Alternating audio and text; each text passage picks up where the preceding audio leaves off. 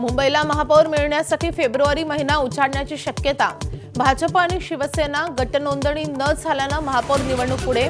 आरक्षण सोडत जाहीर झाल्यावर 31 जानेवारीला होणार होतं मतदान। कल्याण डोंबिवलीतील राजकारण पाहून शिसारी आली। आधी लवचिक भूमिका घेणाऱ्या राज ठाकरेंची उद्विग्नता। 20 वर्षात उद्धव आणि मला खूप काही उमगलं। बाळासाहेबांच्या जन्मदिनाच्या कार्यक्रमात बोलून दाखवली खंत। 2 गुजरातांकडून आपल्याच माणसांवर घाव घालण्यासाठी आपल्याच माणसांचा वापर। उद्धव ठाकरेंचं नाव न घेता मोदी, शहा आणि शिंदेंवर निशाणा। मेलो तरी बेहतर, पण 2 गुजरातींचं गुलाम होणार नसल्याचीही गर्जना।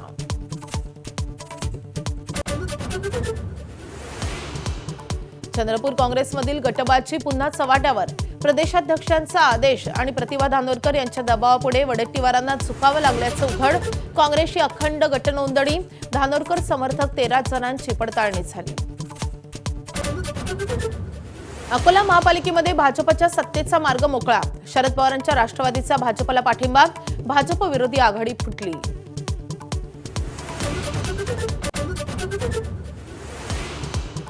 मीरा भाईंदर मनपात भाजप सत्तेत। शिंदे आणि काँग्रेस विरोधी बाकांवर। शहर विकास आघाडी स्थापन केल्यामुळे विरोधी पक्षनेतेपदाचा मार्ग मोकळा।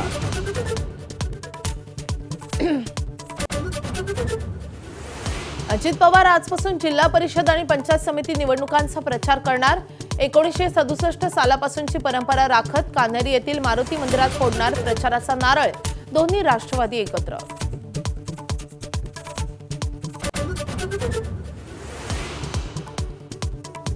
नांदेडमध्ये श्री गुरु तेग बहादूर साहिबजी यांच्या 350व्या समागम वर्षानिमित्त हिंद की चादर सोहळ्याला आजपासून सुरुवात। दिवसभर विविध धार्मिक कार्यक्रमांची रेलचेल।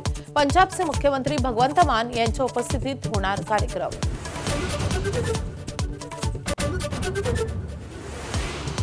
महाराष्ट्रातील स्थानिक स्वराज्य संस्था निवडणुकीच्या धामधुमीत 400 कोटी रोकड असलेला कंटेनर कर्नाटकमध्ये लुटल्याचा संशय। नाशिकमधल्या तरुणाच्या अपहरणानंतर पोलिसांकडून तपास सुरू।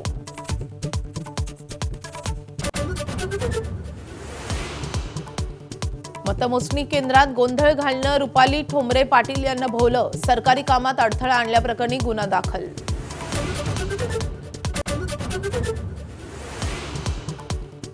रायपूर T20 सामन्यात टीम इंडियाचा न्यूझीलंडवर 7 विकेट्सनी विजय। सूर्यकुमार यादव, ईशान किशनची अर्धशतकं। टीम इंडियाची मालिकेत 2-0 अशी आघाडी।